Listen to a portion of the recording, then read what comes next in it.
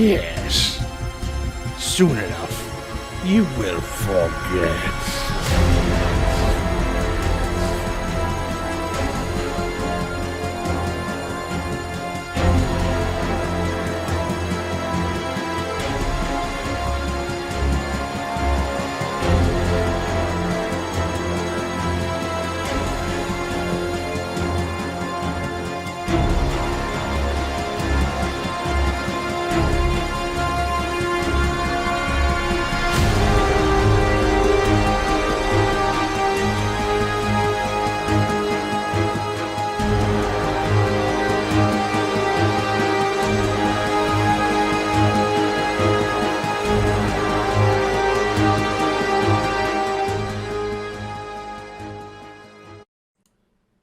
When we left our coterie, they were in the Elysium about to meet Prince Fiona. Let us return to that scene and see how it fares for them. It doesn't take long before Benny Blue makes his way back over to you and motions to the rest of you gathered at the table. Fiona's called for all of you to come up. Very well. All of us? All of you. Sit on up. Luke will nod towards Benny and follow him up. And he kind of gives you a quick pat on the shoulder. You're not sure if that was encouragement or just getting you to move up the stairs, but it was something. The two gentlemen move to either side. There is, at the top of the stairs, someone standing there and wraps his knuckles. Carlisle, Jacob, Milliner, and guests. Yes, Javier. I put out my cigar and my glass before we walked upstairs. Okay. I would raise two fingers and head forward. The person steps back from the top of the landing of the stairs, and you can see that the VIP area has been kind of sectioned off, where it's normally open and there's these little secluded areas where people can get together and have private conversations and parties. It's actually been kind of curtained off from view. He parts the curtain and motions that you all enter. If you do, you will notice in due course that there are several persons, more of the suited security people in this smaller space on the second level. There's a good dozen of them along the outsides of the perimeter of this little curtained off area. Fiona is indeed exuding majesty. There is no mistaking its feel. The closer you get, the more impressioned on you it is. She wants everyone to know without any guess that she is absolutely the person to pay attention to here. She's spoken to by a couple of aides that are foppishly dressed. Clearly, they wear brooches of roses and gold, signifying their allegiance to the House Toreador. There seems to be a couple of people sitting either side of you that you may or may not have seen in the area. One looks decidedly more intense than others. And she whispers to the gentleman and then gives you her full attention. She motions forward and allows you all to approach. Take a couple steps forward until I'm at a place where I'm assuming we can stop. It feels right. There's that respectful distance. Yeah. Sarah will be at the back. She looks the group of you over and she does recognize Dr. Weiss, although not by name. She leans over to the gentleman at her right and whispers something. He whispers back at her. It's just, oh. You must be Carlisle Jacob Milliner. And this is your family. Actually, no. I am Carlisle Jacob Milliner. However, this is not my family. I am the advocate for the Saint Germain contingent. May I present to you Jude Saint Germain, my cousin, my other cousin, Javier Grillo, and I'm assuming that you know Dr. Janet Weiss. Also, we have one Sarah Strong and Luke Lennox of the Three Monkeys, and one Mel Collie.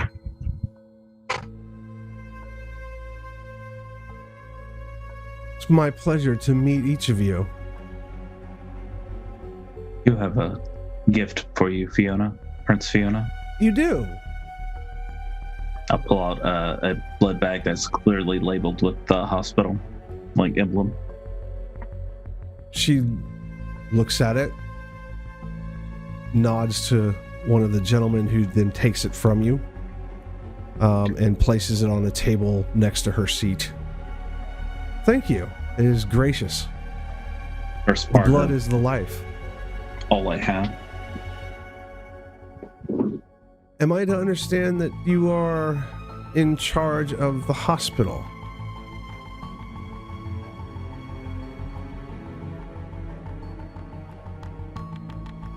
I go to do I? Yes, no.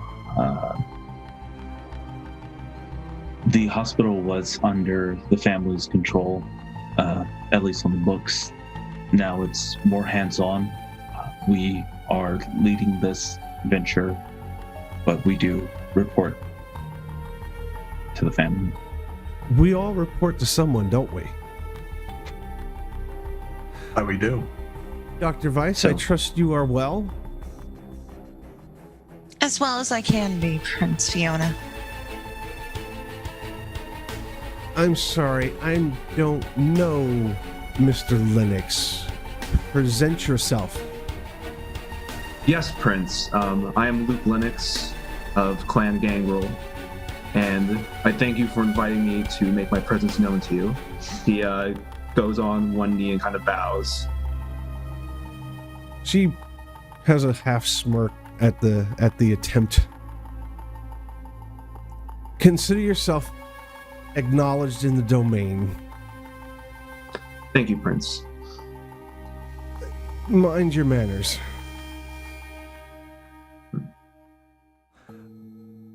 And Miss Strong, Sarah Strong, you are not. No, my prince. I am not. Interesting. Why are you here?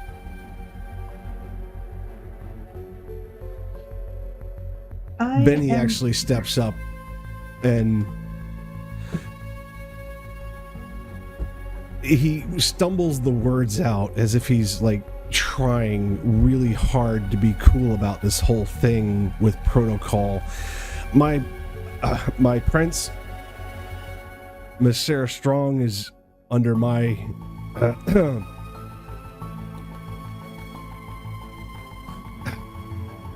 damn it, Fiona, she's part of my stuff. She has this consternated look, like she expected Benny to do better, and he just doesn't care. And the whole moment that she's built up for the introduction seems to just crumble in that moment of Benny just calling her by name, not dropping titles, and all protocol, as far as she knew, just dropped out the window, and it's clearly seen on her face. Sheriff, we have a way of doing things Yeah. I know.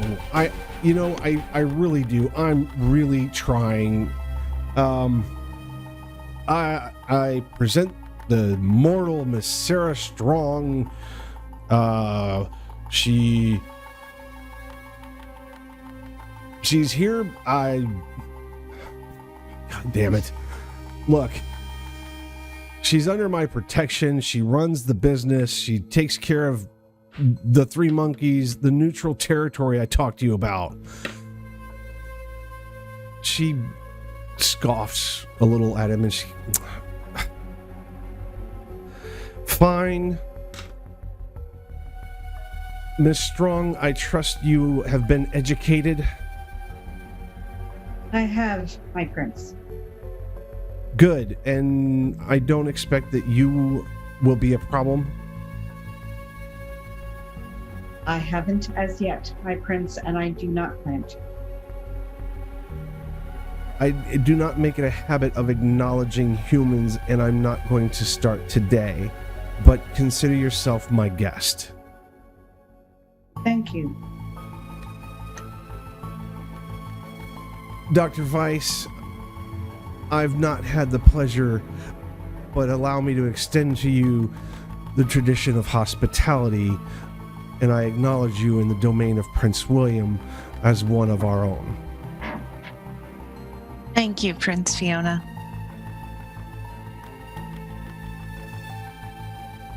And she turns again back to Mel. And you are?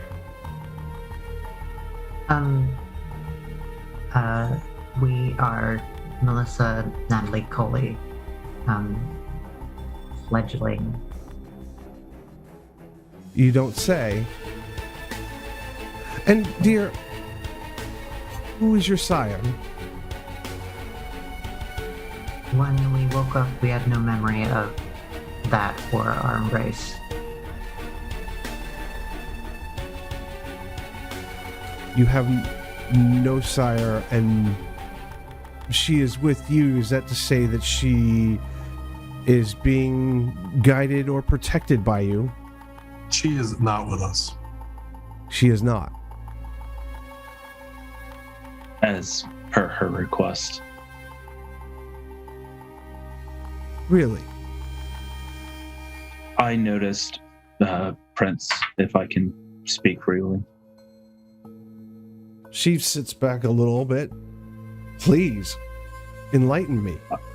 I do not know much about the Camarilla or the etiquette of these Elysiums, but I was made sure I was well versed on your traditions, and they are frankly being trampled on. By? Multiple. I just cleaned up Breach of the Masquerade, but tonight, I'll motion to Milliner. A fortnight before.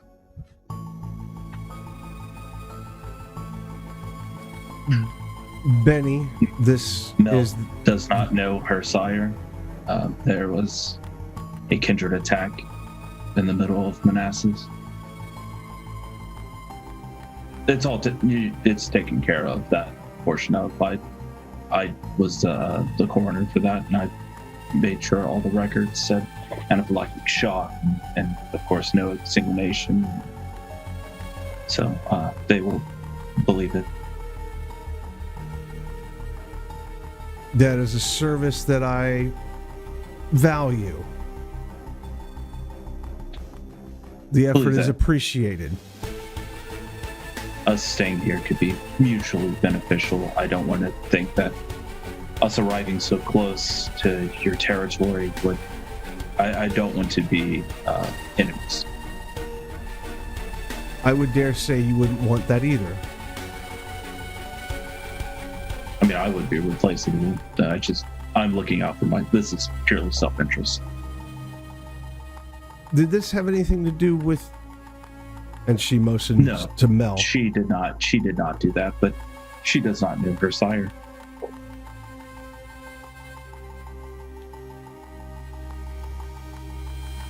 And do you claim accountability to yourself, Miss Collie?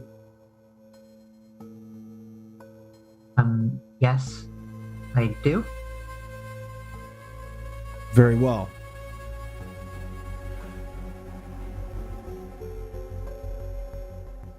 She leans to the gentleman to her right, whispers briefly in the gentleman's ears, who is fantastically dressed in a three-piece, very modern suit. Janet, you may have seen him once before and probably referred to as the Warlock or something along those lines. You're not sure of his name, but you're pretty sure you've seen him before. Sheriff, retrieve the human, please. And he does his best to does this little, or at once, Your Highnessness, Majesty, yes, I'll be back. And he turns, and she looks Prince, I would also not like you to think this is a hostile takeover. We were given what? Milliner. Let me save you a little bit of grief. May I? There is an accord in place with the previous Prince, Giorgio, who has been deposed, as you can tell. That accord is under review, and we will definitely be in touch. As it stands, we are honoring it and holding it as it stands. Is that acceptable? We absolutely appreciate that. In turn, I expect there to be a payment. There's a service that I understand extends out of the hospital and into the domain and its denizens. You'll have to be a little more specific, madam. Mr. Milliner, let's not play word games. You all supply a commodity to our kind. You're talking about blood. Yes. Oh, you just had to say that. I believe I did. Blood and... Nonetheless, I don't mind getting rid of bodies.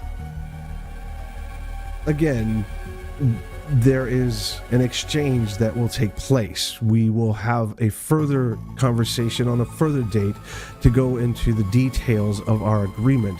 I have yet to understand the length and breadth of its current form.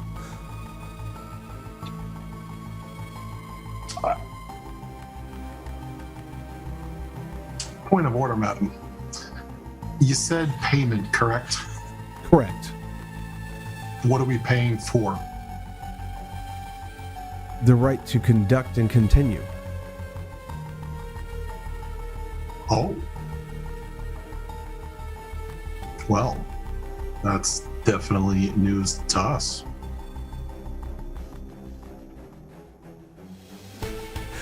We'll go into the details of that some other time. I'm not here to discuss that right now. Okay. Forgive me, I'm just slightly confused. Excuse me. When I spoke to your sheriff earlier, he said that we were being summoned here for a specific reason, and then you're saying we're not discussing it at that time. So why were we actually summoned? I'm not super familiar with how this whole thing works. So you were indeed summoned. I summoned you, and you came, and I appreciate that. Thank you for not ignoring my summons. It is protocol when one is in another's domain to make one's presence known and to be acknowledged and accepted into the domain. Is that no different for your own? We don't actually partake in your domain, though. That's why I'm kind of confused. But you do. Your patients, the blood in their veins, they do not live, breathe, eat, and die in your hospital. They exist in my domain, do they not? I'm not going to debate dalliances, but I will say, like my cousin stated earlier, it has been under our control for some time, even before you took the seat of power here, to my understanding. Actually, probably before your predecessor also. As far as we've been notified by our upper contingent, that is ours. I am not disputing the hospital and its existence, the domain of it. That is not what I am saying at all. We'll get things drawn up later. Yes. Back to the... I was going to say, we were actually gifted property. You were? Near your domain. You were? Yes. Yes. What property would that be? The Marrakesh farm. She pauses a moment. No, I Gifted wanted to act with transparency, being that it was one of your primogen. Primogen.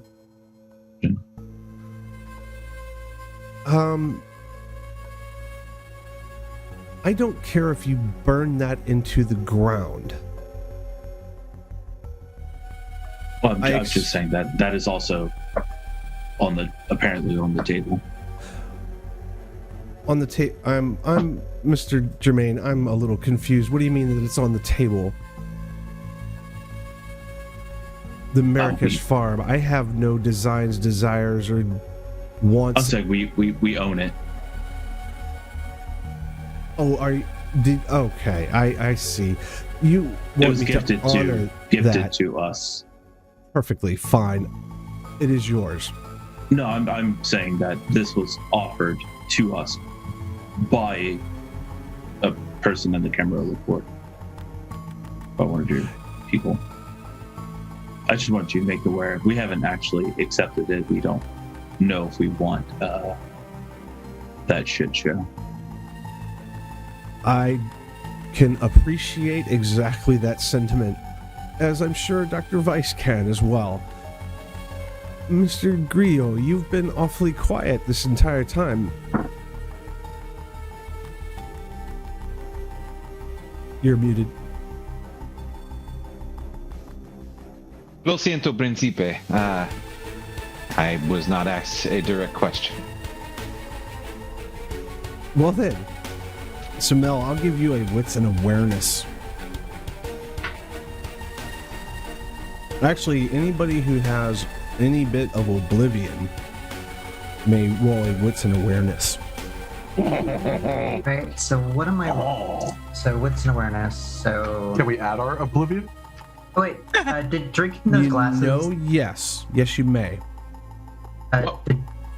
Did drinking those glasses do anything for my hunger?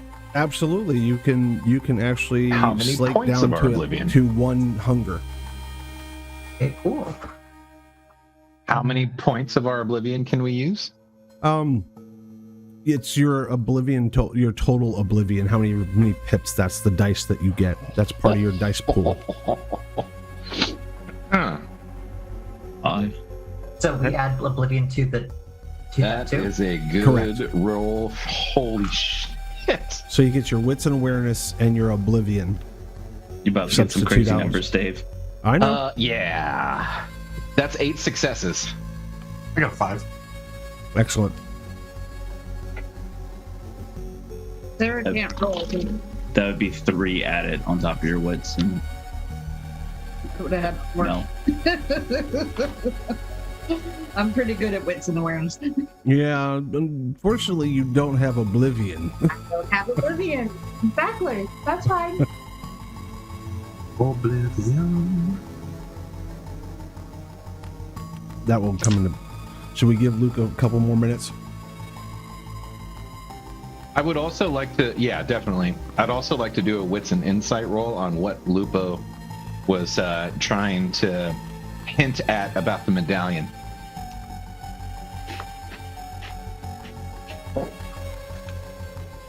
You don't really know her, so it'd be really hard for you to intuit what she might or might not mean. That's actually a really nice roll. Let's see. 4 successes. Okay.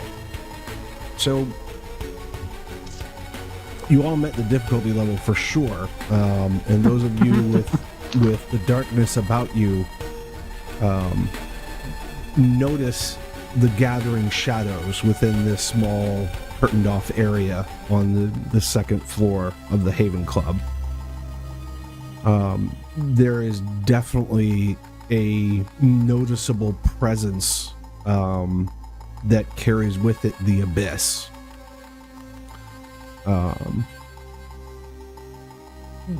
You can't mistake it. There is a personality present that is making itself known, if not to all gathered, to the four of you, at least specifically. And we when we come back, we can catch Luke up when he comes back. We can move forward. Okay. So yes, there is definitely the pull on the abyss. There is a gathering of shadows in this darkened area.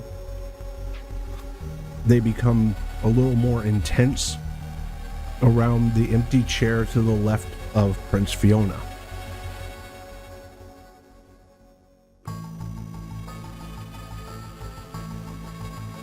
The guard people, or the suited individuals, the security people, seem to become a little less comfortable in their surroundings. You can see them trading looks. You can see them looking around, not quite fidgeting, but definitely more alert. The person to the right of Fiona that she's been whispering to off and on sits up a little straighter and looks almost directly to the chair to Fiona's left, looks across her at it. You can very nearly feel the abyssal shadows crawling past you and coalescing into a shadowy form in the chair as a person coalesces there. Not someone any of you have seen before, but definitely a presence that is noticeable even through the cloud of majesty that Fiona presents, more specifically to the four of you than to others. Definitely a person of note. You can feel it. You just know. Fiona cants her head slightly left without really looking and does not acknowledge, but she notes as if this was meant to occur. Mel, it's kind of the same experience or same tug and feeling you felt the first time you commanded the arms of Armand in your own service. That same connection, that same abyssal dark exudes from that chair. Fiona pauses in whatever she was saying. I see.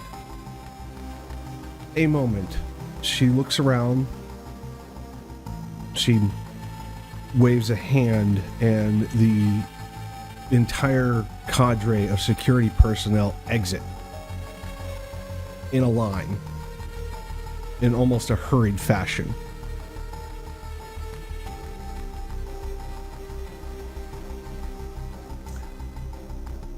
Yes, yes. As you wish. I'd like to introduce you to someone. Gerard, if you would. And finally the shadows start to mist away or steam away as if the fog and the morning sun, leaving behind a person who has no discernible eyes. They are black holes in the face of an otherwise normal looking individual, smartly dressed.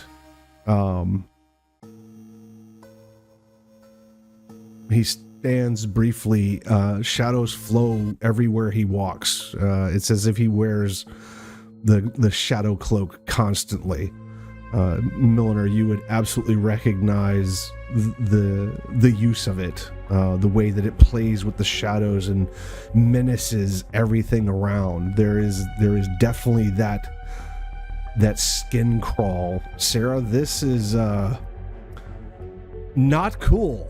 Like, this is the most not cool you have probably ever felt, even with the many things you've experienced.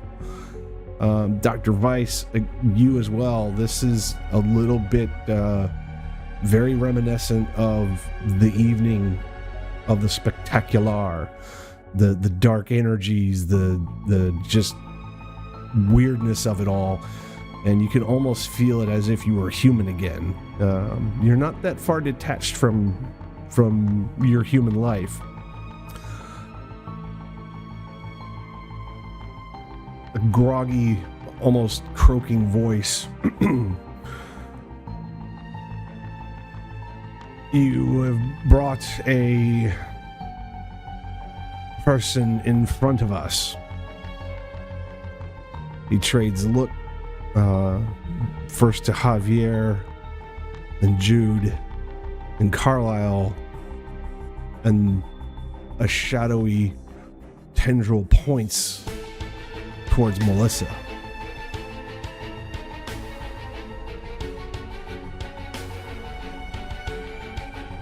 Where do you come from, child?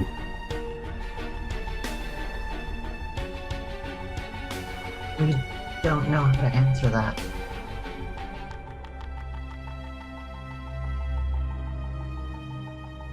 I don't believe you.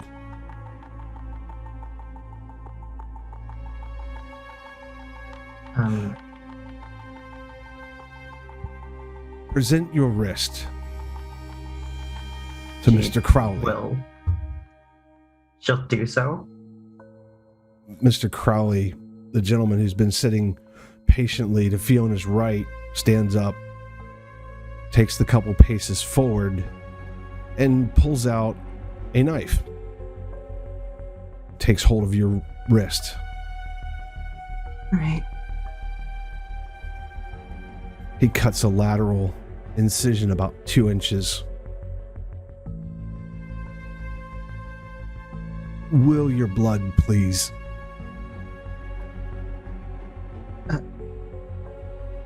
We're gonna try and do that.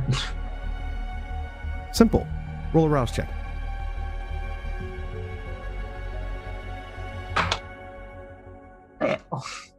Okay, so you gain a bit of hunger as you work it out in your mind that you're not bleeding as he cuts you. It doesn't seem to hurt or cause you injury, but you do finally figure out the mental process of willing your blood to come to the surface, to give itself up. And he takes a small chalice and he collects a portion of it. and he steps back to his seat and passes the chalice over to the person named Gerard. He takes it, smells it, drinks it, looks with a snapped head quickly towards Fiona and towards Crowley.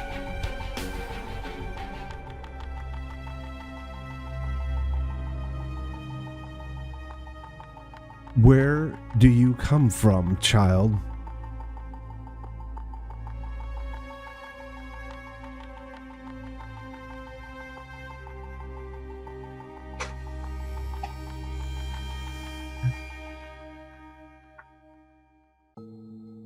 We can try and remember. What would that be? Roll would that be? Open your mind and allow me to help you. We will attempt to let him do that. As frighteningly dark as this individual seems to most everyone gathered, even Fiona seems to lean a little bit to the right. Mel, you feel strangely at ease in front of this person. A moment.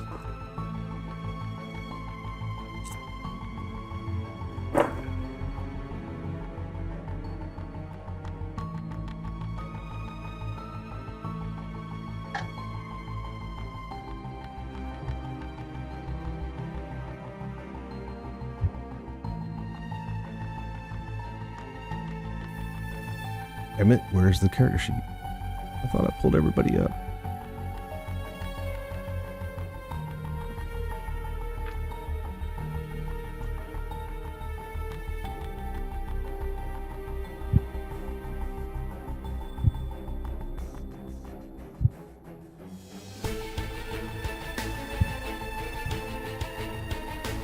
All right, Mel. And actually with... Who else has Oblivion Sight?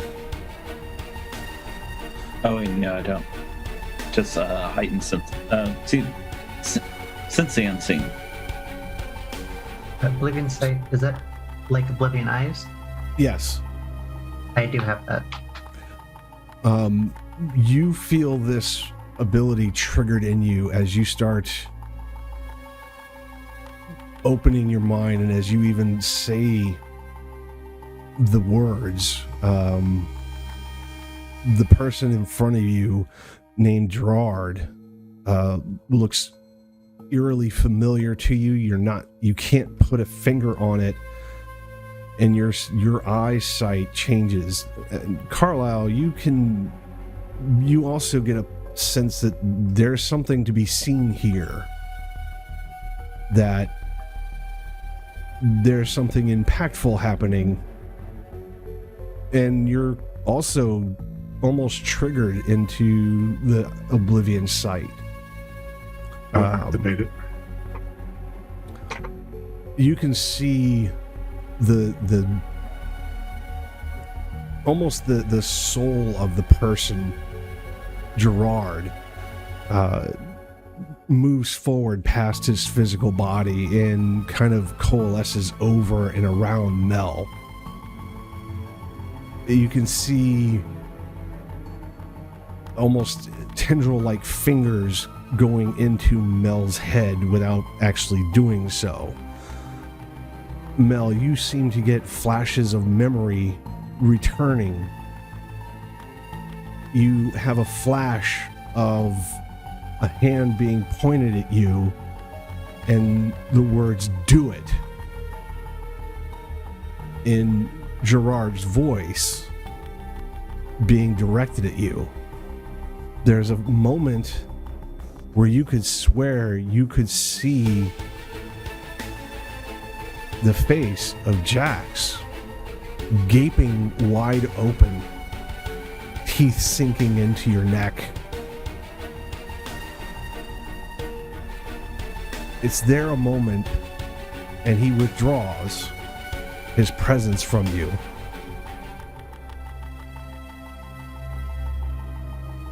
Milliner, you can see the interaction. You can almost hear the words that are said. You can almost hear Jax's voice acquiescing. My prince, my apologies. This one is of my blood.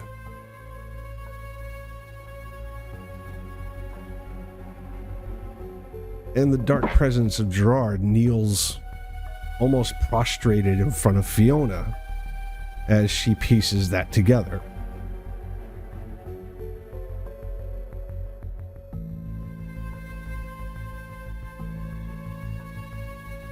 I beg of your forgiveness. I did not know of this one's creation.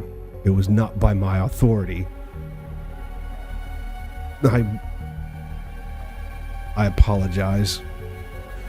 It was of my command that this one was created. My child is not here.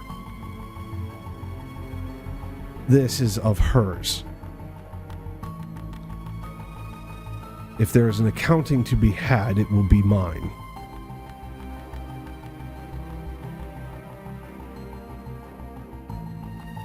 Fiona nods briefly. She motions him back to his chair.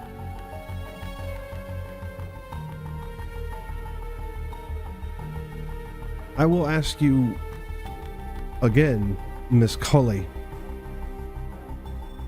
Who is your sire?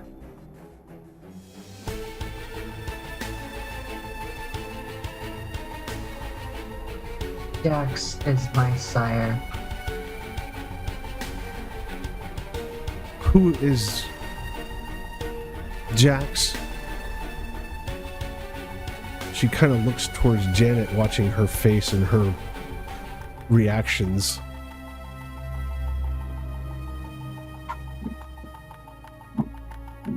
She's related to the incident with Ezekiel White.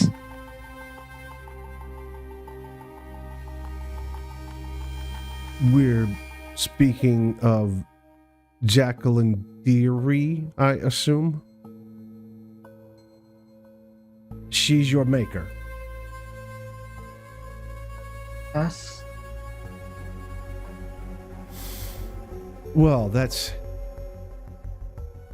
interesting. She looks again left to Gerard. At the same time, Benny comes bounding up the steps with a bound Helen, gagged and hooded.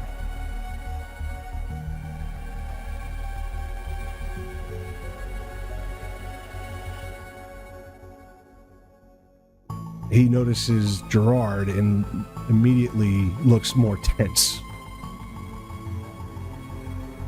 almost on guard. CJ, you recognize the feral glint that you had seen before is much more pronounced in his eyes. Anybody looking towards Benny as he approaches and realizes that the person sitting next to Fiona is there, his hands, the tips of his fingers sharpen and elongate almost reflexively. You can hear the muffled cries and protestations of Helen from behind you, Mel. You recognize her sobs. You know them. And looking over your shoulder, you can see Benny holding her. You can see his, claws growing as he grips her. He looks violent in the moment.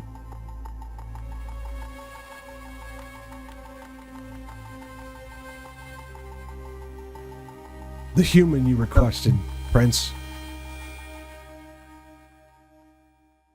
And he pushes her forward almost next to you and pushes her down to her knees.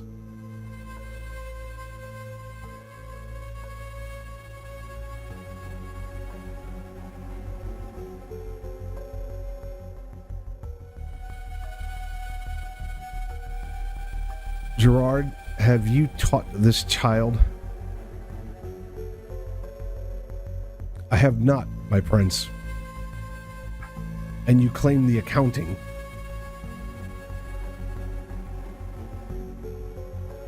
I do.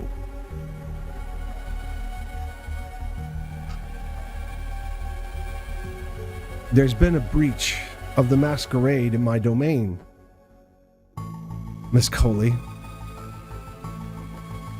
An egregious breach of one of our highest traditions, which would dictate that I would take action to correct the problem. Do you understand what I'm saying?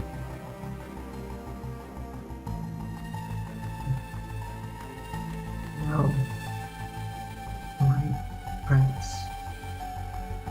It's unfortunate that you don't. It does not alleviate the need to correct the problem. We do not make ourselves known to the kind. She looks slightly past you with a hard look at Sarah. Not really accusatory or judgmental, more of making a point. This is your responsibility. This is your problem. The prescribed solution is that I remove the problem.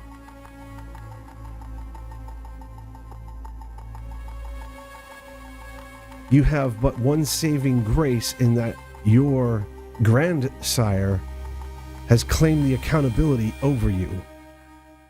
And thus, it is his punishment to receive, and not yours. Who is this human to you? He was my friend. Was? Still is? I doubt she sees me as that anymore. Remove her hood. Then he yanks the sackcloth off of her. Wild-eyed, she looks around the room, and the absolute terror of the moment is blatantly obvious. She breaks into a cold sweat, a tremble. She's crying and staring past, not at you, Mel, but at this thing sitting next to this prince. She can't tear her eyes away from Gerard. What you realize is that she sees that terror is the same that she saw in you, and she starts to shake her head. She can't deal with what she's seeing around her. Feeling the cold hands of Benny Blue on her, holding her down at her knees. Next to you, in front of all of these gathered, she is terrified. Dr. Weiss, you know the emotion. You know what she's feeling. You know that she's afraid for her life. And this is Jack's doing.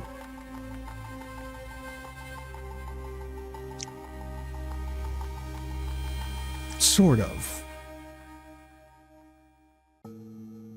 I don't mean to interrupt Prince Fiona, but if there's a way to save Helen's life, maybe I could assist. She holds up a hand.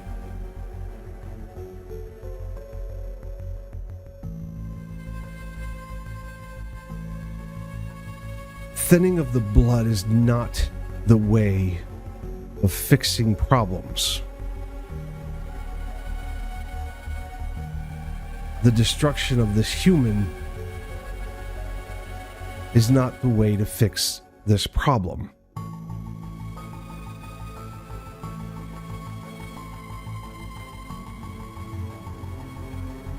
Miss Collie, you will bind this human to you.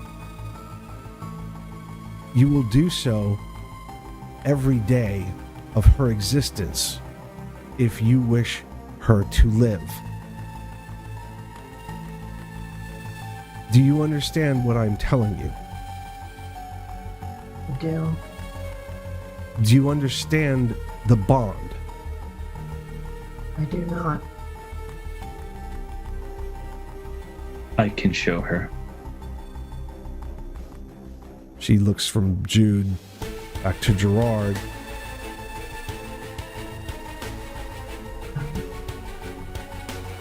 You stated that she stands alone and that you all are not with her.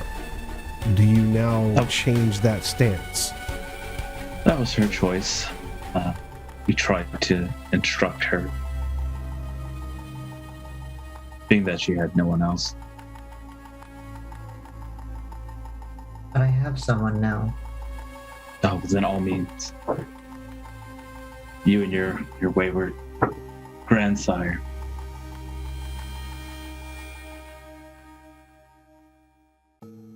There's definitely a cast look towards Jude from Gerard. Doesn't say anything or mention, but definitely gives his soulless black hole eyes a glance in your direction.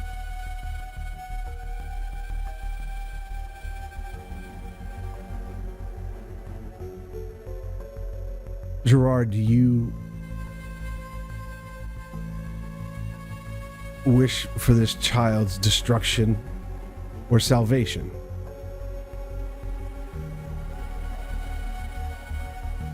He looks at you, Mel. For a brief moment, there's a hang in the air.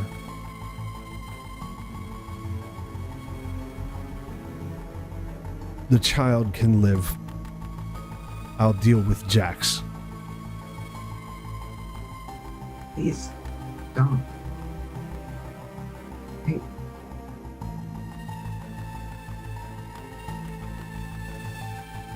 Not Jax. Prince Fiona softens her voice. Miss Collie,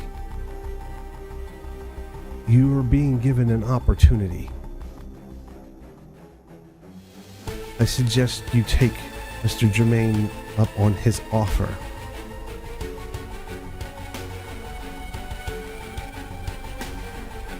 Very well.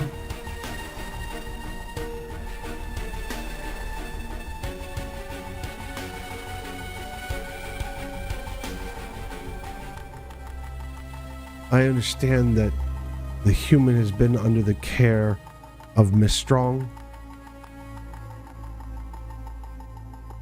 Yes. Has she been harmed or mistreated? Only locked behind the door.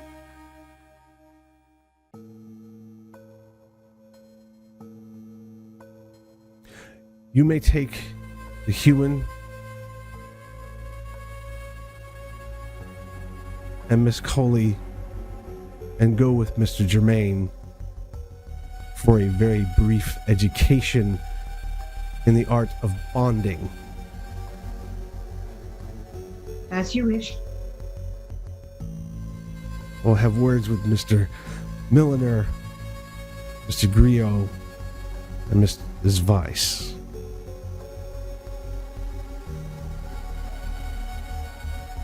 You're dismissed.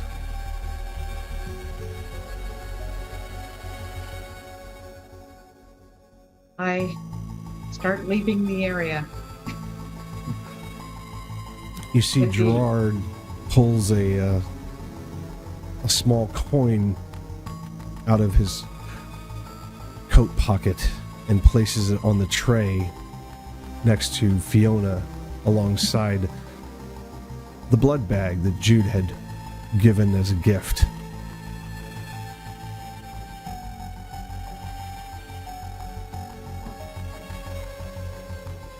I expect, Mr. Milliner, that we can proceed with negotiations on another term and another evening as to the disposition of the domain of the hospital and the family.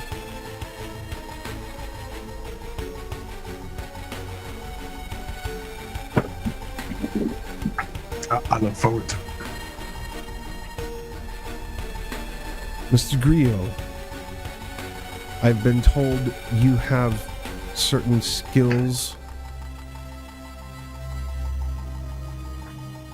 and have an intent with the To rid- recently departed.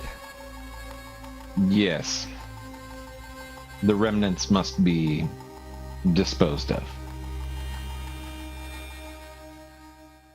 And as Mr. Germain had said, the property of the Marrakesh farm has been handed over. Currently, yes.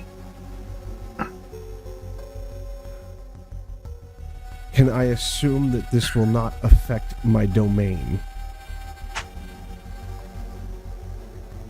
I can't promise you anything currently. We have to look into the property, and since we don't have any knowledge of what actually took place there beyond currently word of mouth, we'll have to revisit that at a different time. Mr. Gerard owes me a boon for my leniency. I am assigning him to you.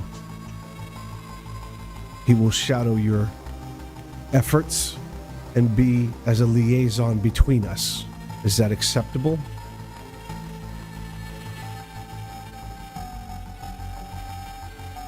Any particular reason why? Because it's what I want. Oh, I And understand because that. you now have his child's child in your keeping and teaching. I mean, I don't have a problem presenting the information to you once we do our investigations over there. Good, then it's settled. Gerard, you will see to exactly what I've said. Mr. Blue, you will continue on as you have been doing, and I expect a little more respect from you, sir.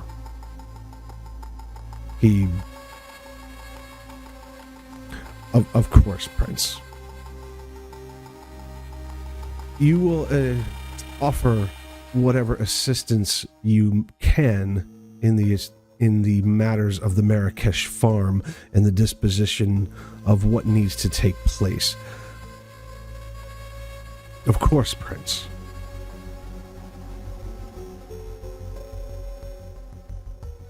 This matter is tiresome. The matter of the breaches, the matter of humans being brought into our folds without thought. I expect that you will keep your house clean as I will mine, Mr. Milliner, Mr. Grillo.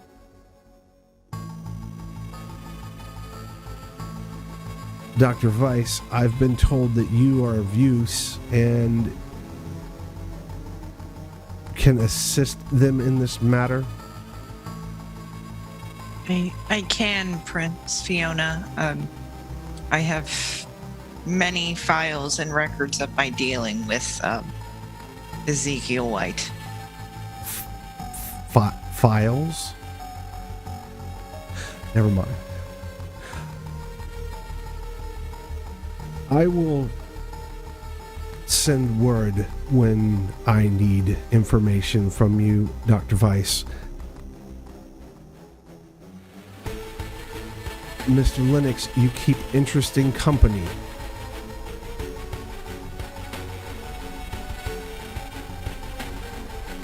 Yes, Your Majesty. I try to be involved in many different things in the domain. You're one of Benny's charges? Yes, I've learned well under his tutelage. I would continue to get his advice. Thank you for the advice, my prince.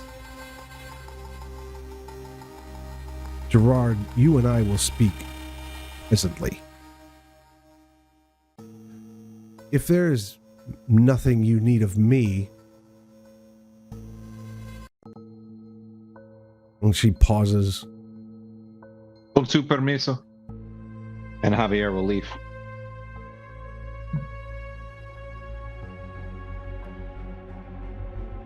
Not at all.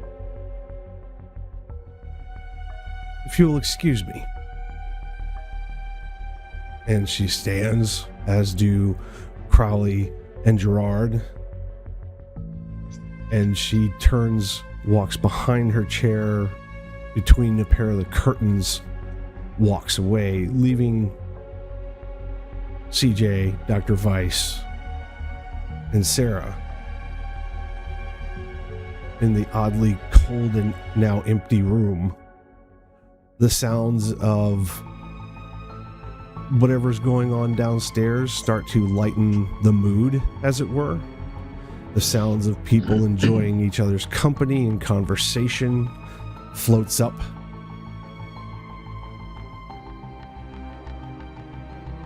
Mel. Jude. When you are dismissed, what do you do? I go to the nearest private little booth that they have, which I'm pretty sure is all on the second floor. Oh, sure. You walk outside of that little curtained area. There's 2 or 3 that are still unoccupied and not being used for the purpose of court. I'm gonna It's you, Mel, and Helen. yeah, I'm gonna guide holding Helen. Was this just in shock still and Yeah, just probably so.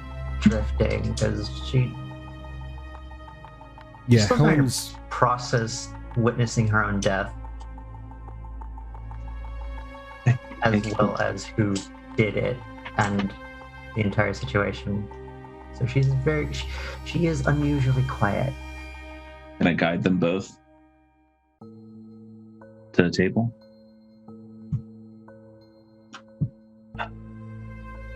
I guess we found out the hard way, huh? Okay. Would you like me to tell you the full ramifications and damage you're going to do to your friend, or would you prefer me to just lie or say nothing at all? Tell you that this is going to be fine. If the rest of you exit out, this conversation is not that hard to catch up on as you exit from the curtained court. I keep moving down the stairs and Javier's already downstairs. I'd head downstairs, just kind of contemplating, still slightly confused. Problem anymore, are we? So why do you care? The mood downstairs is that of a lively party at the Haven Club.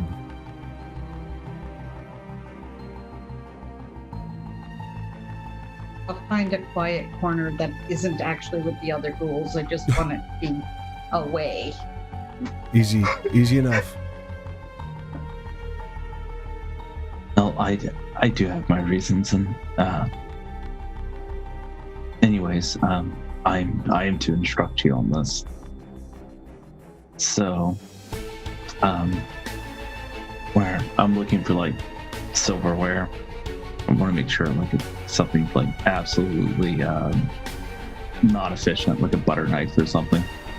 The tables are clear right now. There's not like been any service up here or anything. Well, bite your wrist.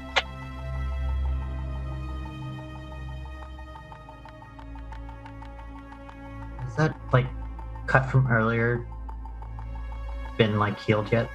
Not unless you've, not unless you've licked it yourself and willed it to heal. It's still going to be a. Not? Okay. Can she still will it to bleed? Oh yeah, absolutely. Before you do that, I will say it's probably better to probably murder your friend than what you're about to do. But you can choose. Helen loosely grasps what Jude just said and looks at Mel in terror and begins to struggle against her bonds. Her eyes are wide and frightened. Grab her hair and just like expose, just grab and pull her down. Like she's either gonna drink or be fed on at this point. There's that.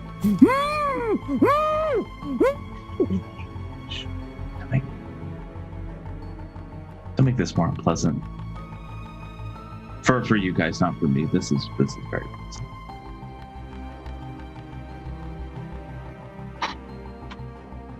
Mel, her eyes are wild with terror, and she is staring at you. Her head pulled to the side, neck exposed. If you want to do this blood bond thing, you can. Just, she drinks from your wrist, and it's that easy. It's done. However, there are things that will happen to her. Be like Sarah. I should be like Sarah. She will also not quite have her own will. She'll be kind of like your lackey. She'll be Helen, but not quite Helen anymore,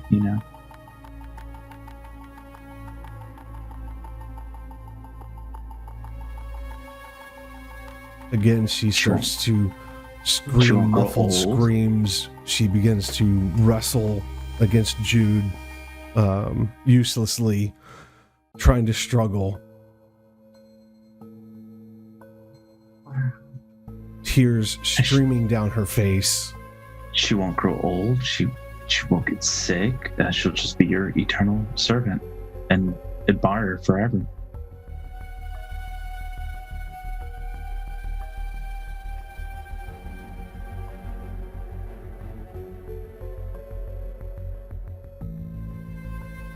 You can just stop talking. As she moves forward and wrestles or sort of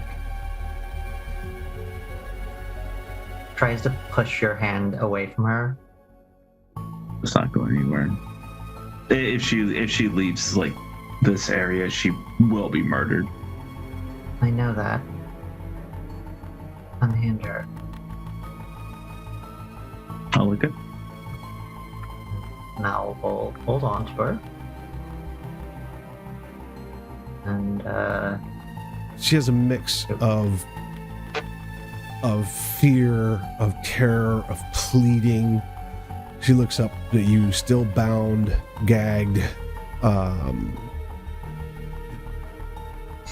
She's going to whisper in your ear.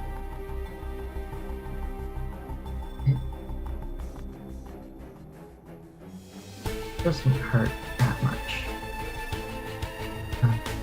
Her screams fade to body-shaking sobs. She can't She wrap her says- brain around this. As she starts to sink into her neck.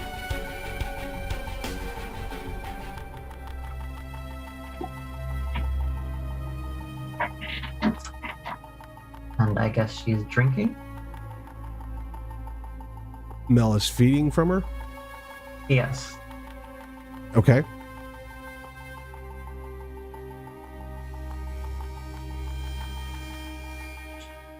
Don't really know if we need to stop. It's not that you're hungry. You have fed. It's not the purpose of this. So I guess we're just drinking till she's... When your teeth sink in, again she starts to scream through the gag. And then the sensation of a vampire's kiss takes over. Her body stops shaking, the sobs slow down, and she leans more in, as if inviting you. The ecstasy of the vampiric feeding, you probably haven't really noticed before, haven't paid attention to. We remember it pretty well. We just relived it. You're definitely reliving it now. That sensation, that sweet blood of life flows freely from her veins.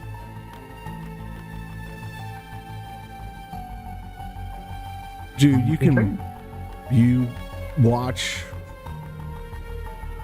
unemotional, detached even. You can see Mel drinking heavily. You can see the color in Helen begin to fade. You can see her body start to lose its rigidity. I'm going to uncover and make it apparent to everyone on the second floor what's happening.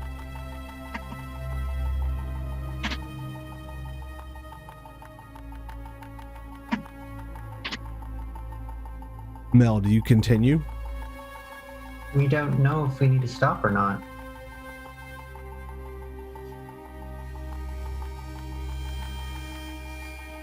Like, is the purpose to kill her?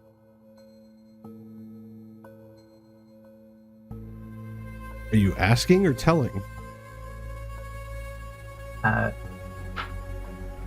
So, I guess unless stopped, she will just keep drinking.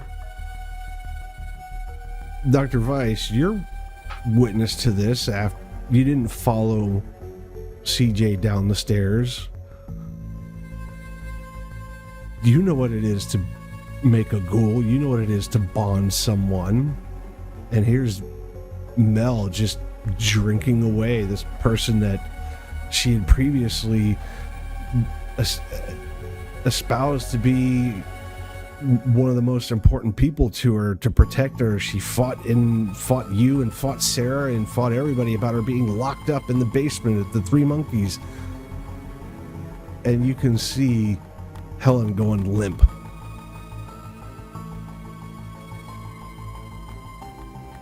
What the hell are you doing, Mel? Are you going to kill her right here now?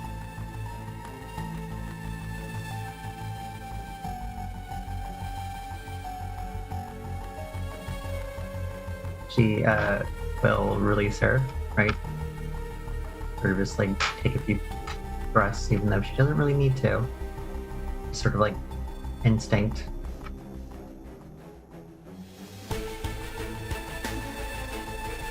Helen is unconscious, unresponsive.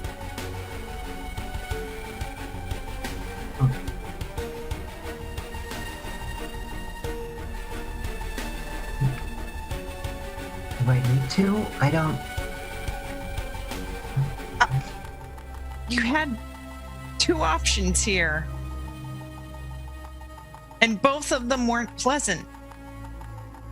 Are you going to kill her or basically make her your slave? thought we were doing the latter. Draining her is not going to not going to ghoulify her. Then fucking tell me how to do it. No, I did tell you in the beginning. I said you could either feed her your blood or you can drain her and kill her. Hey, you weren't clear. You were very unclear. That's That's as clear as he can make it, Mel. You know, like as a player, I actually did not get that. I say roll with it in the RP and continue on, because we will all roll with that. That's okay. You know, It is completely believable that Mel didn't understand the instruction. no, absolutely. She's just gonna like Claire and say, "Well, what the fuck am I supposed to do?" well, now. She needs a hospital. You need to bring her to the hospital. All right. Can I actually grab that bag of blood from Fiona and try to start a makeshift? It is IV. still there. It is still on the tray. The coin, however, is not.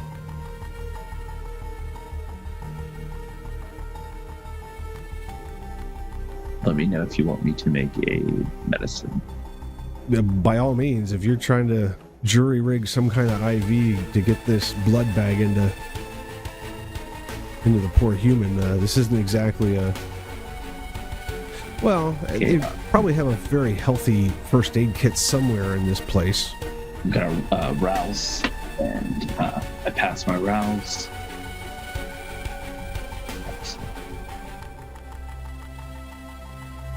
I would say, Sarah, that wherever you find a place to huddle at, whatever's happening up on that balcony is kind of in full view, because Jude's making it a point that others gathered here can see what's going on. Same for Luke, Javier, anybody who cares to look. Yeah, Luke's still up there. Well, That's then you've heard the full exchange. 7 successes. You are fucking MacGyver with this thing. This is second nature for you. It's not hard for you to find a way to perforate a vein and start to push the vital fluids back into her. As I'm doing this, I said I thought you were making a smart decision for once. So I apologize. You didn't understand the instructions. No fucking shit. Like, you're really bad at this, you know. Like, you barely tell me anything, and then fucking, like, why didn't you stop me? You said don't speak.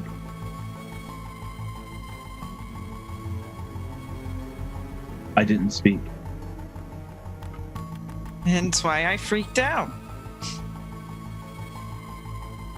When Sarah sees that they are trying to resuscitate a human, she will go up to help.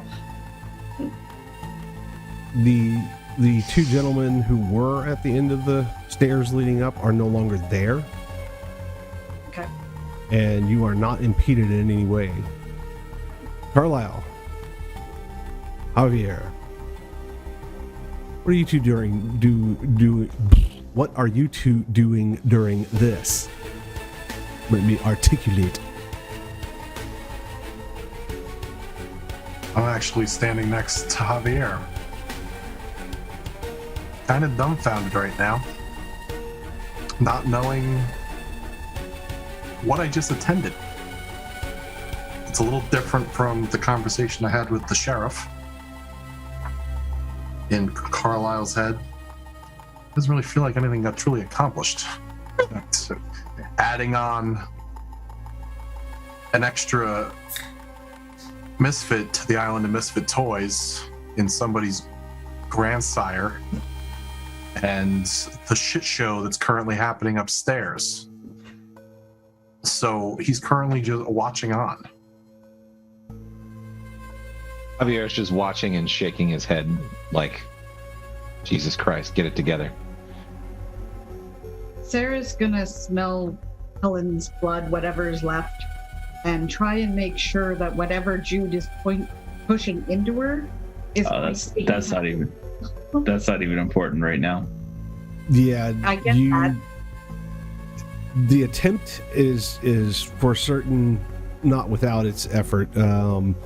You're able to discern the resonance of Helen's blood, and it, oddly enough, completely matches Mel's desires. That melancholy, sanguinesque resonance is clear as a bell. As far as whatever Jude's forcing back into her, what kind of medical background or knowledge do you have that would be able to discern? You have no idea what's in that bag, so. Nope. Just what the smell like. That's all I know. Gonna say once we get enough blood in her, then we can, and make sure she's stable, then we can ghoul her and figure it out from there. If you need more, you can take from me. We're going to the hospital. Everyone right now.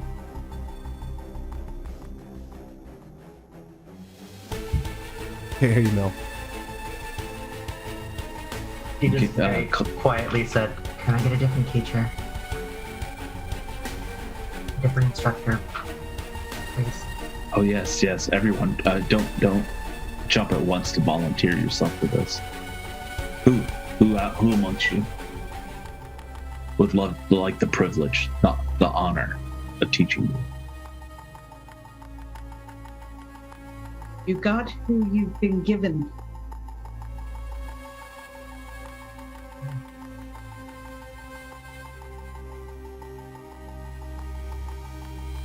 Now let's get a bus.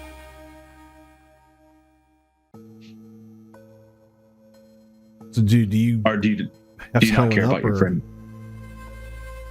What's that? I said, do you have to Helen up? Or are you like, or are you, Yeah, I'm like trying to sling her over my shoulder, hold the bag up, and it's like, let's fucking call an ambulance and Yeah, properly do this because your friend is dying. Mel's gonna. I start helping to carry. The attempt will be made. I mean, or not. I could just leave her here. No, we're doing this. Dr. Weiss, strangely enough, your beast has been utterly silent and allowing you the moment of actually feeling human for the moment in the witnessing of this odd occurrence. The twist of things from being introduced to the prince to being this. Dr. Weiss can't begin to extrapolate the emotions going on. First off, the idea of forced ghouling, and she knows that very vividly because of Annabelle previously, and understanding what that actually entails, to seeing Mel almost do the exact opposite. It wasn't very clear. That's all I'm saying. Exact opposite, and almost killing her. And that's why Dr. Weiss interjected in that moment to be like, are you sure? Are you fucking sure? We weren't. We absolutely were. And So- she is going to watch this, and she is going to take a 90-degree turn, and she is going to walk down those stairs. Sir Carlisle, Javier, you see Dr. Weiss observing. You can, even from the distance that you're at, you can tell she's having a hard time with it, and probably understandably so. This is someone that Mel proclaimed to be, super important in her life, and Mel, there is definitely a stain on your humanity for having taken action against your own touchstone and not protecting her. It's an unfortunate series of events. Yes, sir. Oh, I was going to say to CJ, basically, we should be concerned about her recovery with the subtext of she should not survive. 100%. I think we should gather up our people and take our leave. I think enough damage has been done.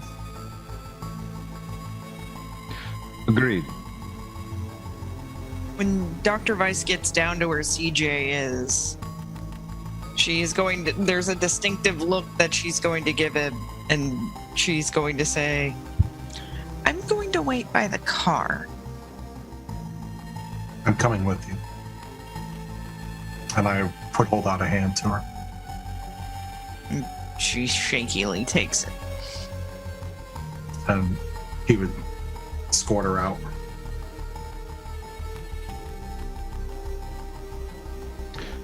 Miss Strong, Mr. Lennox. I'm with Mr. Germain. Yeah, she's up there. I'm also up there. Then I looked around and didn't find you. Your wits and awareness roll has failed. Yeah, so CJ and Dr. Weiss head out the door. Jude is hefting Helen over his shoulder and probably urging Mel towards the stairs, or maybe not. Maybe just leaving her there to deal with her thoughts. And okay, yeah. So he's coming down the stairs. Mel follows. I can only assume that Sarah's probably holding the bag up to get out of the door, walk a block or so, and then call an ambulance. You guys don't just drive her over there? Okay. No one stops you, any of you, from exiting the Haven. Javier and CJ probably catch the whiff of a couple of Snickers. Laughs from unknown faces from behind you, like they had just witnessed something that wasn't just humorous but was meant to be. Feels almost like this was bringing you here was what, an insult?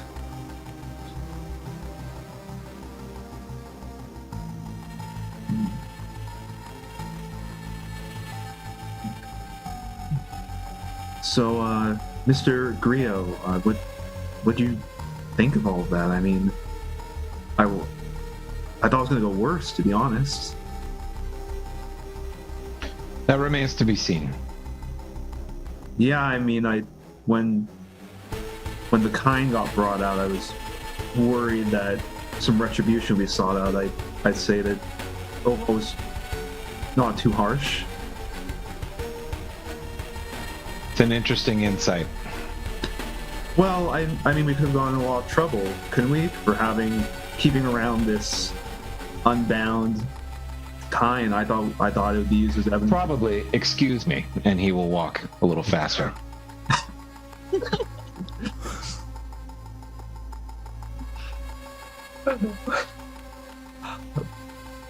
Luke will kind of kick his feet and then follow at a respectable distance. CJ and Dr. Weiss out to the parking garage first.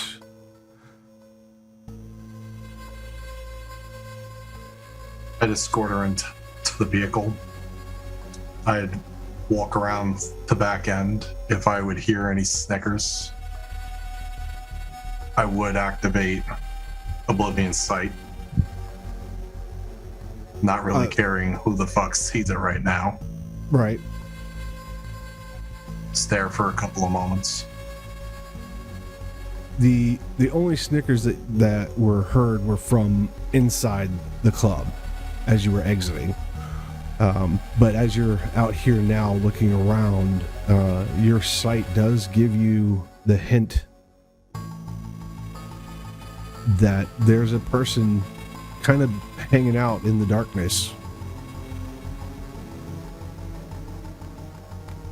Who it is, not really sure, but there's definitely someone that's using an ability not to be seen. I'd stare at them for a couple of moments before I got into the vehicle. Janet, I'm sorry. I didn't know any of this. I wasn't expecting to see a reflection of what happened to me in there.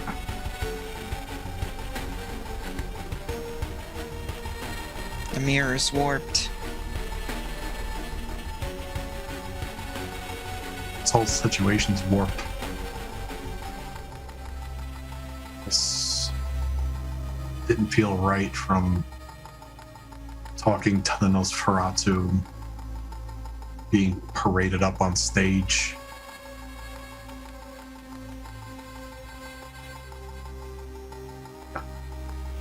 Wits and I don't know. insight, Mr. Milliner. Yes.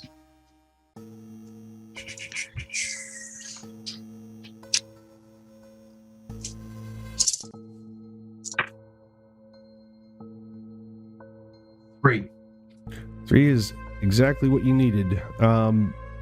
As you even let the words roll out, rated up on stage, your brain pieces together the scene, recalling as you walk in where people were, the little groups of persons talking, all had line of sight to the curtained court area. That it occurs to you that that's exactly what happened. You were paraded. You and your fellow,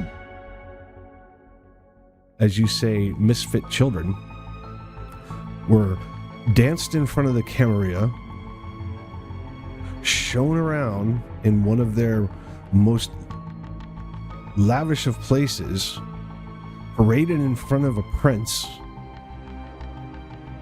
and mocked.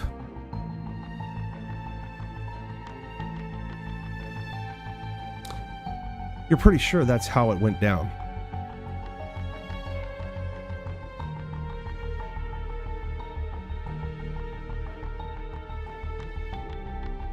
He would turn and look to Janet with onyx orbs. This isn't gonna go unchallenged. Are you sure about that? Absolutely.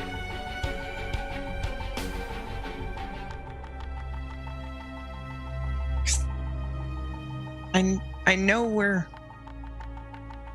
not human anymore. I know we're supposed to be monsters, but there's a difference between being monstrous and being an asshole. We came here in good faith, and we were treated like shit. I've been treated like shit long enough for my own family. I don't need it from people I don't even know.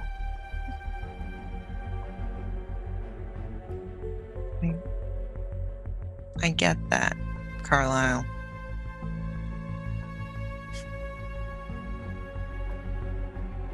I get that. But making Mel ghoul her friend, forcing her to do that. She did that to herself. We've tried to reach out to her multiple times. There's only so much you can do, and she has her own trauma she has to deal with. We can try to have a discussion when everybody gets back and they get everything squared away at the hospital, if Helen even makes it to the hospital at this point. But right now, we just need to get the hell out of here and get all of our ducks in a row, because we're not in a good spot, and we came with at least business intentions, and this feels very personal.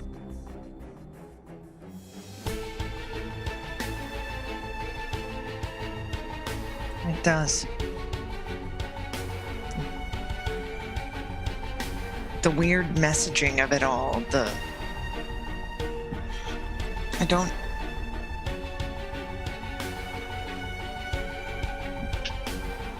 Fiona saw what happened.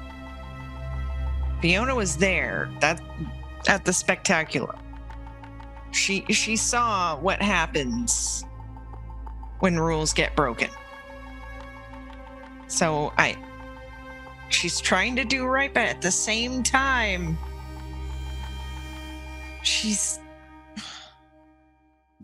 creating her own spectacle, her own monkeys, if you will, to jump and dance, and cavort. I don't like this. I don't either.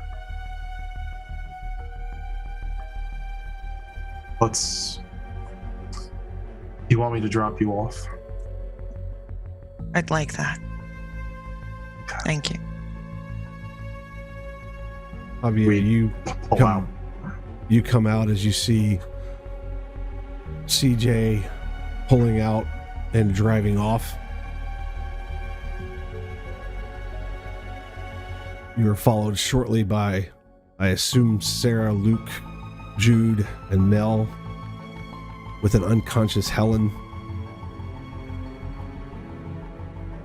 Jude doesn't go towards the parking garage. Instead, he walks further away from the Haven Club with Helen over his shoulder and Sarah in tow holding up a blood bag, with Mel following closely, I assume. Or not? She is.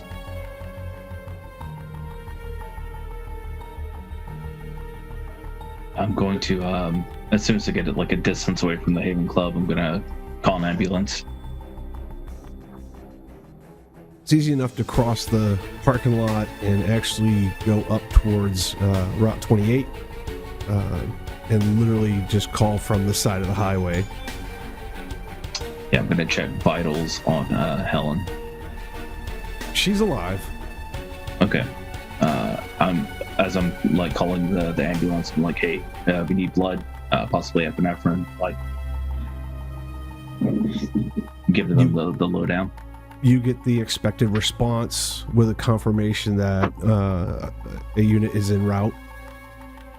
You get the start of the typical questions: what's happened, what's going on, can you tell us any, you get the spiel from the dispatch. Yep. Luke, what are you and Javier doing? Well, Luke has the feeling that Javier doesn't really like Luke that much. Javier doesn't like anyone that much.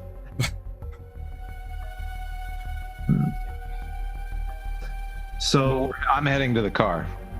Luke is following him because he needs to ride back. So what was your perspective on all of that? The puppet show.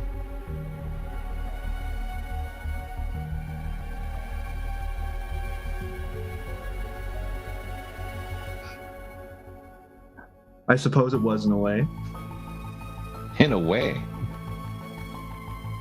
Well, I think I made a pretty good introduction. 2 eyes and you see so little.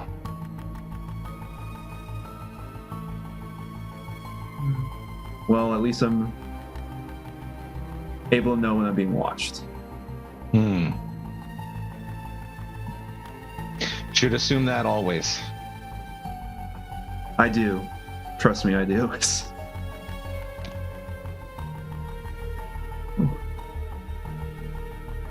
It's not long before the sounds of a siren can be heard.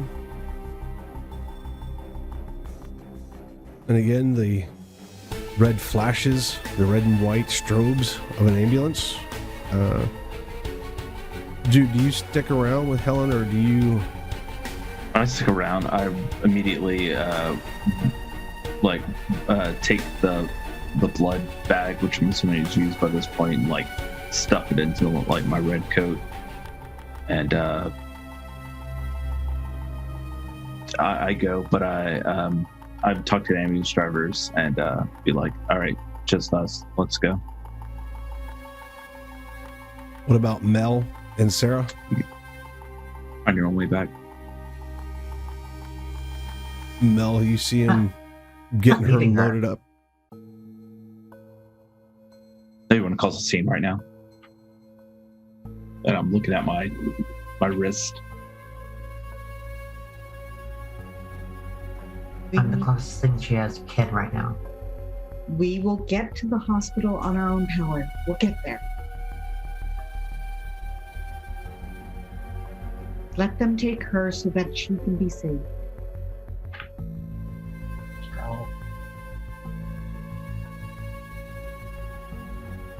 Yeah, I'm loading her up, leaving. Sarah, you have definitely witnessed a darker side of kindred society this evening. This hasn't been all roses for sure.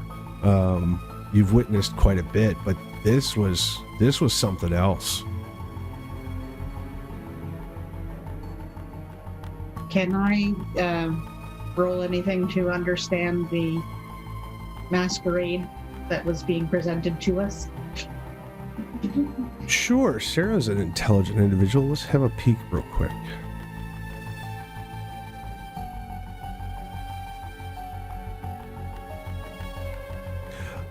You know what? I'll give you a wits and streetwise.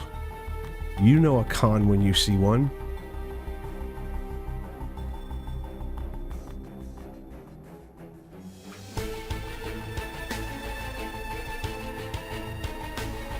You've been educated a little bit about Camarilla society and maybe not about court and protocol, but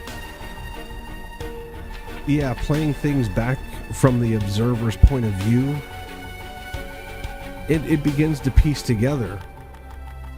I made a point that I was looking at everything, watching. And it occurs to you again why Benny might have been so not himself, why he was acting abrupt or out of character. Did he know about it? You don't know, but he certainly wasn't acting in accordance with Benny. Luke could probably determine that as well, at least from the perspective of is Benny being Benny. No, he wasn't. But in the moment, what are you going to do? Challenge the sheriff in the middle of Elysium? Probably not. Probably not the smartest move one could make in hopes of seeing another sunset. But yeah, something strange was going down. And who the fuck was that? Sitting to the left of the prince. What the hell was that about? And holy shit, that's Jax's sire? What Didn't the even know. fuck? Yeah, you've probably never seen anyone move like that or command darkness like that. You've seen some Nosferatu tricks, probably. You've seen someone disappear, walk silently, what have you, but that was something else. That was skin crawl kind of dark. And Mel's one of them. And I'm standing next to so her. is Jax. And So is Jax. Might make you look at people differently the next time they're in the Three Monkeys. The other thing that sticks out to Sarah is that Dr. Weiss was rapidly acknowledged and welcomed by the prince. So was Luke and Mr. Milliner and Germain and Javier. All rapidly welcomed and then put through this charade or whatever the hell this was. Something's not adding up. Dupliciousness, yes. Very much so. And that, ladies and gentlemen, is where we're going to break for the evening. We'd like to thank our viewing audience for sticking around with us. You guys are amazing, and we hope you enjoyed this portion of our story. And as we like to do each and every night when we get together, we like to go around a table and give our high, lows, and noms. Yeah, I can see the wheels turning. I can see them. I can see them, Mike. And I know Javier's like, man, you know, I'd like to say more than 10 words in a recording session. Hold on. I think I have a stain to resolve. Yes, you do. And we can go ahead and work that out right now. So what you're going to do is you're going to roll your unspent, untouched humanity. You got a good bit of that. Let's see. Okay. Allegedly. So if you Five have, left. if you have 7 humanity, I think we're at 6 now because we went Yeah, down. 6. We okay, went down so 1. you have 6. That means you have 4 untouched. 1 is stained, so you have 3 So 3. dice to resolve your humanity. Okay. That is 3 successes. That is enough for you to rationale it through your brain and make it okay. I don't know how you're going to do that, but something in Mel's twisted perception of things has determined that this is not as bad as maybe it felt. Fine. This is fine. We can fix this. Because maybe it's all just part of I finally at least know one truth, Yeah. and I have to have a That conversation with somebody now. One of my closest friends is also my murderer. That's fun. Yeah, So- that would be really terrible if somebody knew about that. Yeah, it would be. Really bad.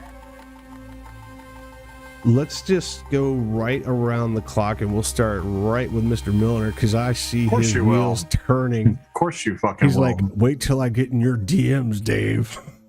No, absolutely not. I think you knew exactly what you were doing this evening, which I applaud you, sir.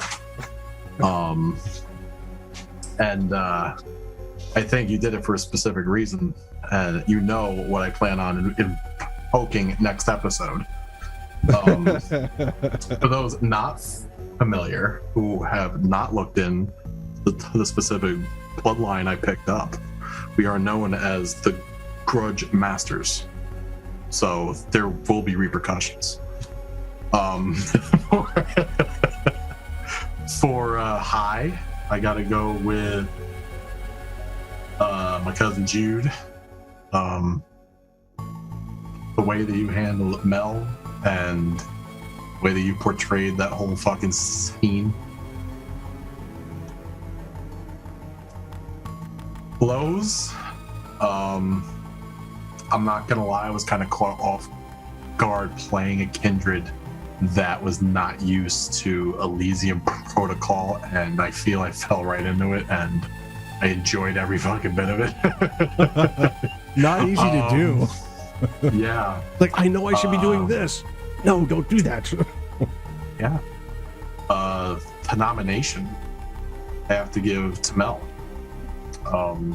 She, in my opinion, is playing the perfect portrayal of a unbeknownst fledgling who does not have a sire, does not know what to do in life, and makes almost the perfect reactions that anybody else would make coming into this society. I do have to say, on a side note, I have never been in an Elysium that I walked out of that I felt like smashing a window. And again, I highly enjoyed it. And Good. you did a very good job. Dr. Weiss. All right. High is definitely the chaos. The dumpster fire was in full effect very easily. Oh my God. I've never seen such a fucked up Elysium in my life. Really? I have. I could tell you some stories. LARP was something else. Oh, jeez. Low. I think the low is Dr. Weiss hasn't gotten to annoy Javier yet. Okay. I think that's a low. That's a low, or is that a future aspiration? Future aspiration too, but low that it didn't happen here in the grandiose of Elysium, where everything is made for entertainment for the cams, apparently. And my nom has to go to Mel. The fuckery of making that interesting mistake on the instructions on how to ghoul somebody. That's fantastic. Oh my god! I just love the idea. Jude's just watching. She went with and the he's last thing she heard. Yeah, I Drink was, and kill her. Yeah, Okay. side note, I was like, as a player, I was like, oh yeah, you fucking drinker, or like, because I was like a bluff. I Keep thought in that mind, was the choice. I was like, Keep Oh in yeah, I mind. was totally damn, down that's with her. fucked up. Correcting that. No, I even said like, I'm like, I pulled her aside. I'm like, she's either gonna drink from you or you drink from her. Listen.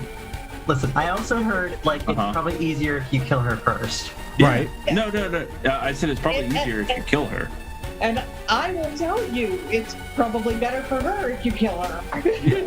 But I like, just. please keep in mind that not only as a fledgling, I don't know what much about Vampire Society, but as a player, I also don't know much about Which Which Vampire makes it perfect Yeah. for you. That It's makes it a lot more perfect. fun. Yeah, I was giving Yeah. you the options: eternal servitude or sweet death. of death. Yeah. Like, Keiko death. I just love Jude watching this. Oh, she made a smart I thought- decision. Well, And- first I'm like, I'm gonna open the thing, like, and because like for a second there, I'm like, she better not be thinking about turning her, and really fucking up. Right here, right now. Oh fuck. I was gonna Dosey. use that as like leverage. I'm gonna be like, oh no, everyone, see what she's doing to her grandsire. So like, hopefully get him out of the picture. But yeah, Jude's just smiling over there. Oh, you chose death. Good. And I'm just seeing his kind of just a go on kind of Emperor thing. Palpatine. Yeah. Do it. Come to the dark Do it side. now. Do Yes. it now. But also Dr. Weiss is over there being like, what the fuck are you doing? What? Are you sure? We don't know what we're doing. So shoot a low and an sir? No, I just the ambulance is very cramped, and if things go south, because there was, I just personally answered and dispatched an ambulance. I didn't want there to be damages to the ambulance that I had to explain, or people, and it was just easier to take Mel out of that equation. It wasn't anything malicious that Jude had in mind for Mel. I just was like, this is better for everybody's safety, including Helen's. But he's gonna let you think that he doesn't give a shit. You know, he might get to that golem process first, baby. Again, we're not afraid to rip someone's head off. That's fine. Clearly. I mean, you gotta know about it though. You have a nom, Jude? Yeah. Yeah. Yeah. He was just sucked into that. Yeah. You all did fantastic. That was really great. Everyone had a place where they shine. Luke, I like how you keep like inserting yourself. I'm like, we're mean to you, and I'm sorry. Out of It's okay. That's what I'm there for. okay. That's the whole character concept. Luke's our resident punching bag. And Oh. you are doing a perfect job, sir. Thank you. Spot on. Yeah. Luke, I'm gonna have to give it to you. It was good. Oh. You riffed off of like a lot of people, and your improv is good. You kept saying yes. Thank you. Yeah, thank you. Excellent. Mel, Appreciate that. High, low, and a nom, please. Okay. Hang on. High and low once again was the just main event, the big old show. Because that was amazing, but also very, very intense for character, from a character perspective. But for nomination,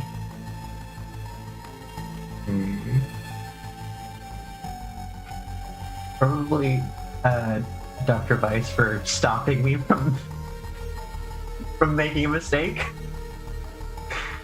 that I did not intend to make. Excellent. Luke. Yeah, so I think I guess the kind of highs, I liked the Elysium. I liked getting to make Luke do some social things and demean himself in front of other people. Always a great moment. So I guess that was kind of the high for me, is being able to interact with that kind of thing, get to interact with all kinds of kooky characters and have them not like me. I guess my low is I guess my low is I feel like I don't think I got to interact with a lot of the other player characters that I don't usually interact with, so I think I needed to maybe branch out, try to do some more stuff with Mel, more so Dr. Weiss. But I guess it's just because Mel was extremely competent, which I didn't expect socially. Yeah, and then I guess I think my nomination has to go to Mr. Milliner. I think he had a very strong character here, and he had a very kind of commanding presence and a very good ability to play into a situation where he knew more than his character did. Excellent. Sarah. I would say that there were a lot of emotions, even at the beginning of the night. Sarah was in over her head, and she knew it. And has been for about 2 days. So she's been basically understanding even more so her place as a ghoul is not to fix all of these things. She can't do that. She doesn't have the skill set. She wishes that she was who she used to be. So there's a lot of memories going on in Sarah's head right now from this whole, having someone forced into being a ghoul and the Roaring 20. It was all set up to be such a night and an event. We're going to one of the hip places and we're guests of honor. I thought I was going to a party. I didn't realize I was going to Elysium. I mean, it was a party. You are all very, very bad people. Where the fuck were you? You gotta get up in like 3 hours. Yeah, I have work. Sarah, do you have a nom for us? Sorry. No, you're not. So that's my low. My low is the fact that I have to do an inventory count tomorrow. Which We're is going to be sorry. fun. As far as the nom is concerned, oh my God, everybody, you are such good role players at this. I hope I'm accenting what I can, where I can, and I really, really appreciate what you bring to the table, because you all do a great job. Aw, we love you too. For tonight, my nom is Sylvanov, because he played so many different characters that actually had very different personalities, and he brought them all out. But he can't get extra XP. Yeah, you can't give the ST Yeah, he's extra. against us. you just give it to the prince and all the antagonists. It'll be fun. That's right. Thank you very much for saying so. Javier. I know that my one vote isn't going to make the difference, because you've all already said enough. I can do the math. I know who's got the extra XP.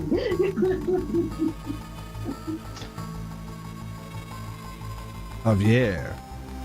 So my low is probably just I didn't have a whole lot to do this particular episode, which is fine. But it happens.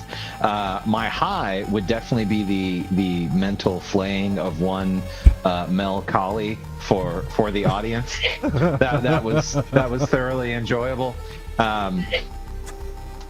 As far as the MVP goes, that vote I have to give to the good attorney, Mr. CJ, being the mouthpiece for the family, and getting some. I want to say getting details, but you not getting the details was the details, basically. So. Yeah. Oh, there was a lot to be learned tonight. Oh yeah. No, a lot was learned. Oh yeah. Yeah. Oh, you fucking Not a lot was. It's 2 o'clock in the morning. I'll keep you fucking up for another 3 hours. Won't be that difficult tonight, I'll tell you that. I was learning, sir.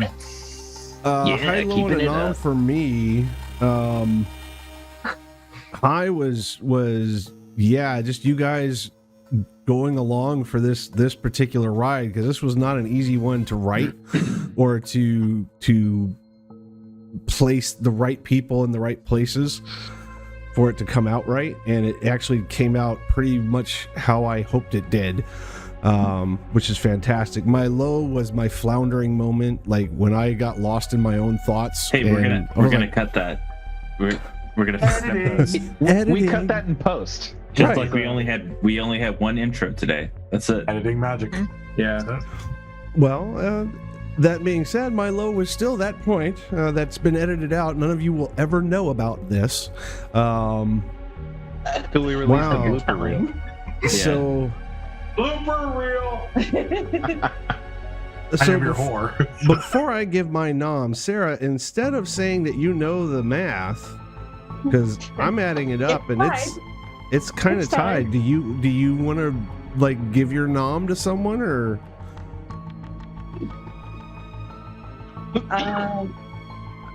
I think that Mel gets it. Aw. Well, I will tend to agree with you this evening, because Mel portrayed her part better than she probably realized that she did, giving her lack of understanding of the world in general. So kudos, good job. On brand. Enjoy that extra point of XP. Everybody else gets 2. Luke, you did a fantastic job again, just like Jude said. Just improvising off of each person. I think you played Luke's part very well. Whether or not he understands the political machinations of the Ivory Tower or not, he certainly understood the protocol and followed protocol. Yeah. He's at the bottom. He knows it.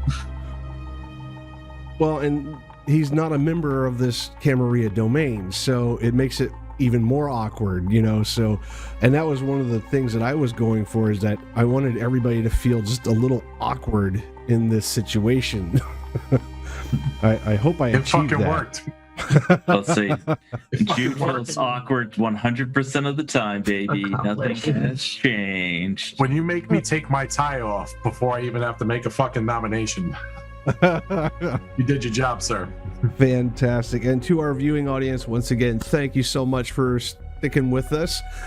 We look forward to seeing you the next time around. Please stand by after our show ends for our little PSA. We understand that the material we delve into sometimes can be trigger matters for people who might be suffering with mental illness issues or have worries, or family members. So please don't forget about them. Reach out to them, say hello, let them know you love them and that you care. And we do too. And we will see you all next time. Good night, everyone. Hello, my name is Trevor Chapman, and I play Rico Suede on Prince William by Night, the Night Shift. I'm here to remind you that your mental health is a very important thing. We all have problems, and I do mean all of us. I personally have suffered from both clinical depression and suicidal ideation. Sometimes it can be hard to share our issues because we don't want to burden other people, or we're too afraid or ashamed of the things we have done or the feelings that we have to even try to reach out to other people. But friends and family are here for a reason. They would much rather hear that something is happening in your life and help you with it than to find out too late that they didn't even know and they couldn't even try. If you feel that you can't talk to your friends or family, there are other resources available for you to talk to. Please take advantage and reach out to them. There is no need for you to go through this alone.